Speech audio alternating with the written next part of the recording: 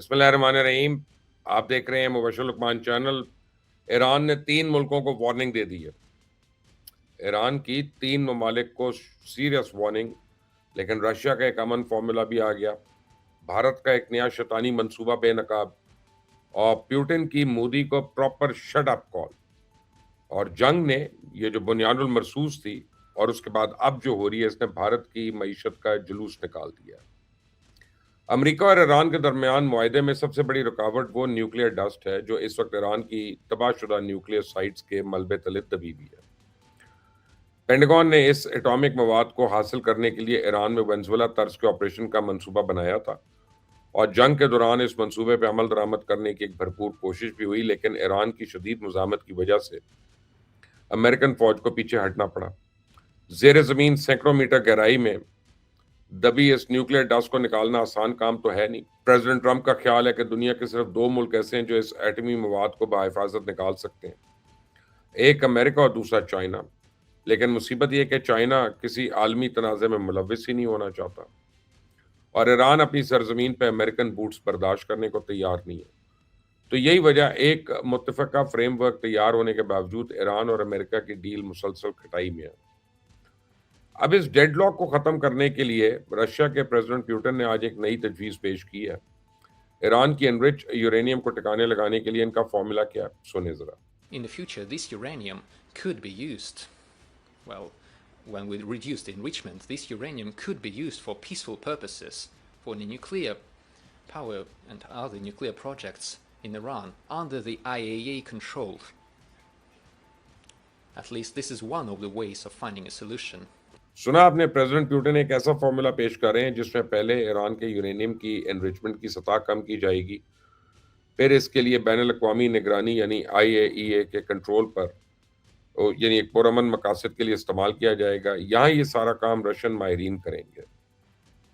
अब सवाल यह है कि ईरानी क़यादत रशिया पे एतमाद का इजहार करेगी और इस मलबे में दबी एनरिच यूरेनियम निकालने की इजाज़त देगी।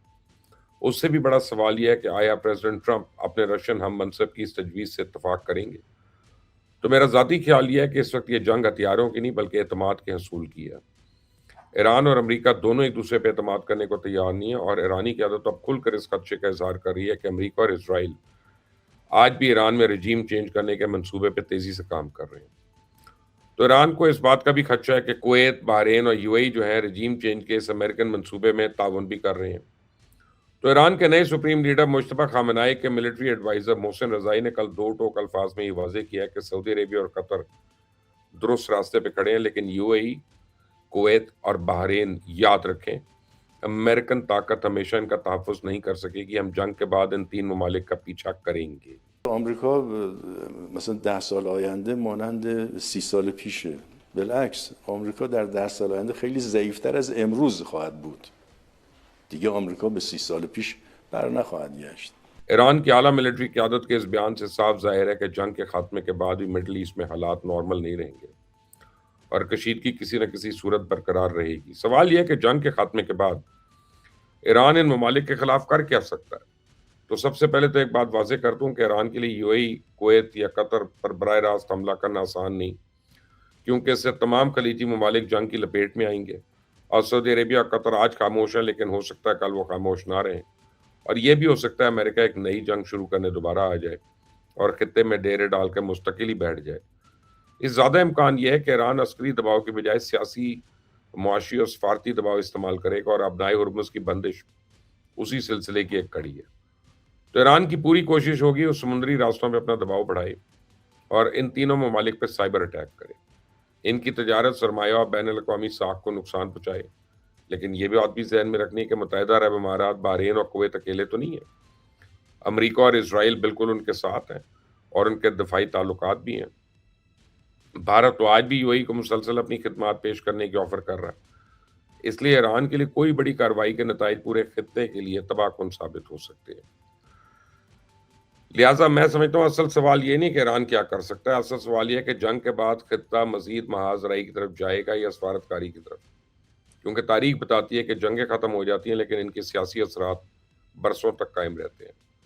तो पाकिस्तान का तमाम तरफ फोकस इस बात पे है कि अमेरिका ईरान मुआहिदा होने के बाद इस खित्ते में कोई नई महाजराई ना शुरू हो।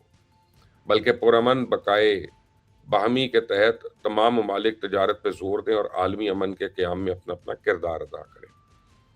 لیکن بھارت کی سوچ ذرا مختلف ہے. وہ اس خطے کے امن کو برباد کرنے کے لیے تلا بیٹھا ہے اور پاکستان کے ساتھ ایک نئی جنگ چھیڑنے کا منصوبہ بنا رہا ہے. بھارت نے اب یہ نئی چال چلی ہے کہ دریائے چناب کا پانی زیر زمین ٹنل کے ذریعے دریائے بیاس سے منتقل کرنے کا منصوبہ فائنل کر دیا اور اس منصوبے کے لیے ٹینڈرز بھی جاری ہو گئے. اور گودی میڈیا کا دعویٰ ہے کہ اگلے 2 مہینے یعنی اگست میں اس منصوبے پہ کام شروع ہو جائے گا. A river linking project that will divert surplus water from Chenab River to the Beas Basin with construction expected to start by August. تو میں آپ کو بتاؤں کہ بھارت چناب بیاس یہ لنک ٹنل کے ذریعے پاکستان کا سالانہ 1.9 ملین ایکڑ فٹ پانی چوری کرے گا اور بھارت کا یہ شیطانی منصوبہ سندھ طاس معاہدے کی سرین خلاف ورزی ہے. یہ ویانا کنونشن اور 1997 کے اقوام متحدہ کے واٹر کورسز کنونشن کی بھی خلاف ورزی ہے. یہ دریاؤں کا رخ موڑنے کی سازش ہے. یہ پاکستان کو پیاسا مارنے اور قحط میں ڈبونے کا پلان ہے. یہ ایکٹ آف وار ہے اور بھارت جان بوجھ کے پانی کے ایشو پہ پاکستان کو اشتعال دلا رہا ہے. فیلڈ مارشل عاصم منیر کو للکار رہا ہے. جنگ کے لیے ایک مضبوط اکانومی کی ضرورت ہے لیکن بھارت کو اپنی معاشی حالت یہ ہے کہ اس کی کرنسی مسلسل زوال کا شکار ہے. ڈالر کو قابو میں رکھنے کے لیے اپنے روپے کو سنبھالا دینے کے لیے اور زر مبادلہ کے ذخائر بڑھانے کے لیے بھارت نے کچھ دن پہلے 12 ارب ڈالر کا سونا عالمی مارکیٹ میں بیچا. سنیں ذرا. بھارت نے اپنے اتہاس میں پہلی بار مودی راج کے اندر سونا بیچا ہے. جی ہاں، چھوٹا موٹا نہیں، 12 بلین ڈالر کا سونا بیچا ہے. یہ ہے دنیا کی چوتھی بڑی معیشت کا دعویٰ کرنے والے بھارت کے اصل اوقات. پتہ نہیں یہ لوگ کس دنیا میں رہتے ہیں. ایران کے خلاف اس جنگ نے بھارت کی معیشت کا جلوس نکال دیا. اس سے پہلے بنیاد المرصوص نے کمر توڑ دی تھی لیکن اس کے باوجود یہ کمینے پاکستان کی ثالثی کی کوششوں کی مخالفت کر رہے ہیں.